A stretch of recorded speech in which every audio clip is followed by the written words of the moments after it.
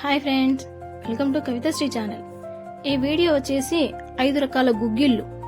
వీటిని ఎక్కువగా ఎల్లమ్మ గుడాలు అని, ఎల్లమ్మ రోజు మాత్రమే వండుకుంటారు. సంవత్సరానికి ఒకసారైనా ఇలా తినాలి అని మన పెద్దలు అంటారు. ఏవేని 5 రకాల గుడాలను వేసుకోవచ్చు. ఒక వెడల్పాటి గిన్నెలోకి 1 బౌల్ కందులు, 1 బౌల్ శనగలు, 1 బౌల్ పెసర్లు, 1/2 బౌల్ చిక్కుడు గింజలు ఎండినవి, 1/2 బౌల్ పల్లీలు వేసి వీటిని నీటితో శుభ్రంగా కడిగి నీళ్లు పోసి 4 నుండి 5 గంటల పాటు నానబెట్టండి.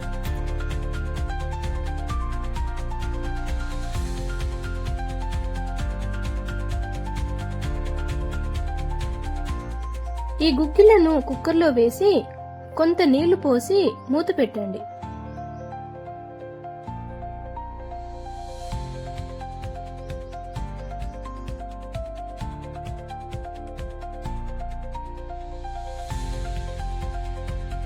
ఇప్పుడు స్టవ్ వెలిగించి 3 విజిల్స్ వచ్చే వరకు ఉడికించుకుందాం.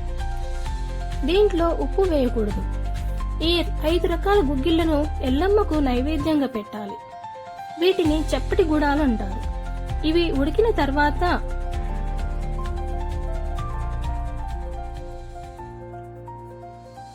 స్టవ్ ఆఫ్ చేసుకుని మూత తీసి నీళ్లను వంపి ఒక బేసిన్లోకి తీసుకుందాం. 1 బౌల్ చప్పటి గుడాలను తీసి పక్కన పెట్టండి. మిగిలిన వాటిని పోపు చేసుకుందాం.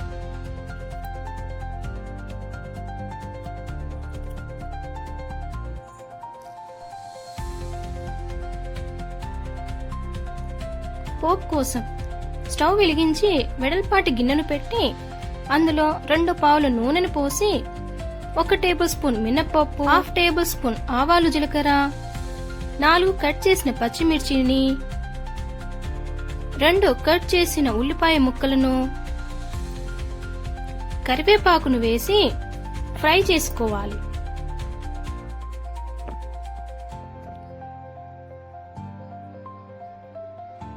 ఒక టేబుల్ స్పూన్ ఫ్రెష్ అల్లం వెల్లుల్లి పేస్ట్, 1/2 టేబుల్ స్పూన్ పసుపు, 2 టేబుల్ స్పూన్ల ఉప్పు వేసి లైట్ బ్రౌన్ కలర్ వచ్చే వరకు ఫ్రై చేసుకోవాలి.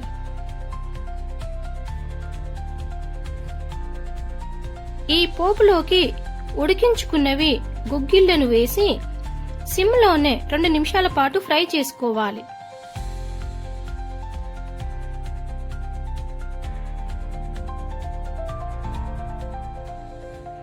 చివర్లో కొత్తిమీర వేసుకుంటే సరిపోతుంది.